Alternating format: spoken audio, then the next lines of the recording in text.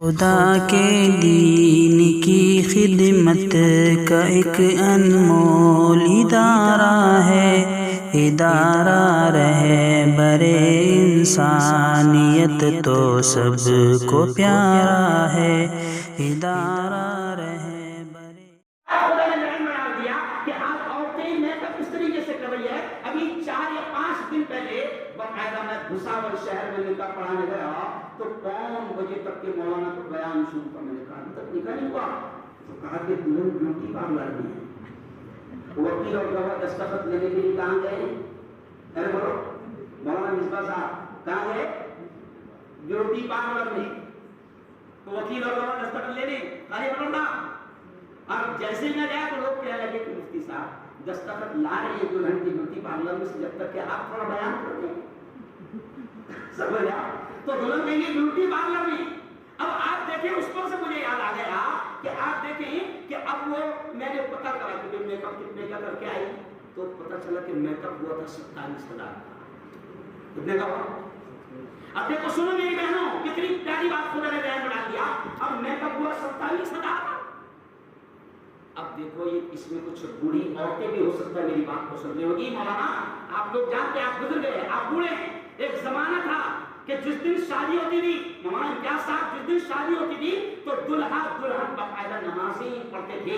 دلہن اس لیے نماز پڑھتی تھی مولانا شکرانے کی اور اس دن کی 5 وقت کی نماز اس لیے پڑھتی تھی کہ میری نئی زندگی شروع ہونے والی ہے، اجنبی انجان مرد میری زندگی میں آنے والا ہے، نہیں معلوم اس کے ساتھ میری زندگی کیسے گزرے گی اور کیا ہوگا۔ تو عورت جس دن دلہن بنتی تھی نہیں بھائی تو دن بھر وہ 5 وقت کی نمازیں تہجد کی نماز بھی پڑھتی تھی اور 5 وقت کی نمازیں یہ سوچ کر پڑھتی تھی کہ میری زندگی یہاں سے شروع ہونے والی ہے۔ وہ اللہ سے دعائیں کرتی تھی اور نماز پڑھتی تھی۔ اب بتاؤ 27,000 کا میک اپ آیا، آگے سب سمجھ گیا کہ ہوش آیا تو نماز پڑھے گی نہیں؟ کیوں نہیں پڑھے گی؟ اس لیے کہ نماز بغیر وضو کے نہیں ہوتی۔ نہیں نماز کھائے کے بغیر نہیں ہوتی؟ ارے بولو بغیر وضو کے نہیں ہوتی۔ اور نماز کے لیے کیا کرنا پڑے گا؟ وضو کرنا پڑے گا۔ تو اب وضو کریں گے تو 27,000۔ ارے بولو نا یار وہ پانی نہیں۔ اب وہ عورت 27,000 کا میک اپ لگا کر ظہر گئی، فجر گئی، عصر گئی، مغرب گئی، عشاء گئی۔ اب وہ رات کو اس کے بالکل دو ٹوک انداز میں کہہ رہا ہوں کہ رات کو اس کے شوہر کے ساتھ سوئی ہے اور رات کو اس کے شوہر کے ساتھ وہ سوئی ہے، اس کی پہلی رات ہے۔ اللہ نہ کرے اللہ نہ کرے اللہ نہ کرے اگر پہلی رات کی ملاقات سے اللہ نے اس کو حمل ٹھہرا دیا اور وہ حمل ٹھہرتا ہے تو میں کلیئر کہہ رہا ہوں میری بہنوں برا لگے نہ لگے اگر اس رات میں اس کو حمل ٹھہر جاتا تو میرا ماننا ہے مولانا وہ اولاد اس کی کبھی بھی فرما بردار ہو ہی نہیں سکتی۔ پھر عورتیں روتی بات نہیں، بچے گالیاں دے رہے ہیں، بچے نہیں سن رہے ہیں۔ ارے تو نے کری کیا ہے؟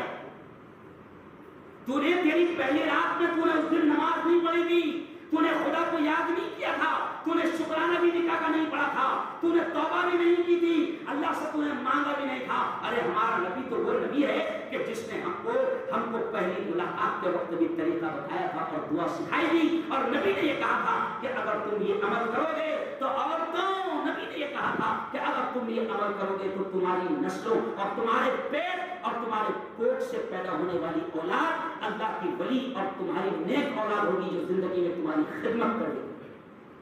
آج کہاں ہے مولانا سلمان بھائی؟ آج عورتیں رو رہی ہے، اولاد سے پریشان ہے عورتیں۔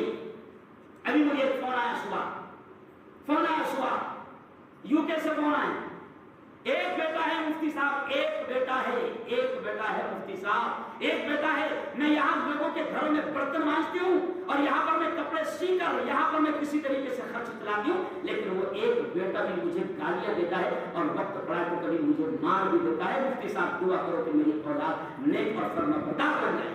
کہاں سے ہوگی اولاد؟ میری بہنوں میں مذاق نہیں، میں بہت تھکا ہوتا تھا نہیں، میں تم لوگوں نے مولانا قاری انور صاحب آپ لوگوں نے ضد کر کے یہ بیان دے دی، لیکن اللہ بلا ہے دیکھیے مجھ پر ذرا بھی طاقت نہیں دی بولنے کی۔ میں میری بہنوں اللہ بلواتا ہے اس لیے میں جو آتی ہے بات میں بولتے چلا جاتا ہوں۔ میری بہنوں یاد رکھو اگر دنیا میں بھی سکون چاہیے اور مرنے کے بعد بھی سکون چاہیے تو اللہ اور اللہ کے رسول کے طریقوں کو اپناؤ۔ یہ ننگے یہ ناچنے والے یہ سیریل کی ایکٹنگ کرنے والے یہ دو کوڑی کے جن کو تم ایکٹر جن کا لباس، جن کا اسٹائل، جن کا ڈریس تم اختیار کرتے ہو، یہ دو کوڑی کی ناچنے والی عورتیں ہیں۔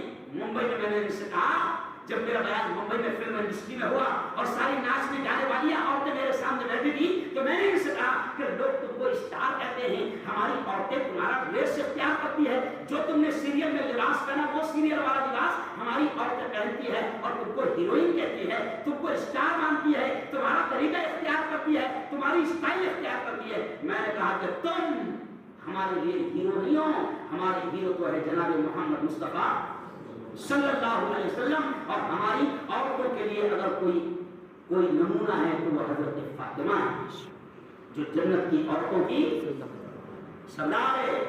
اور میری بہنوں، خدا کے واسطے ان ناچنے جانے والیوں کا طریقہ اختیار نہ کرو۔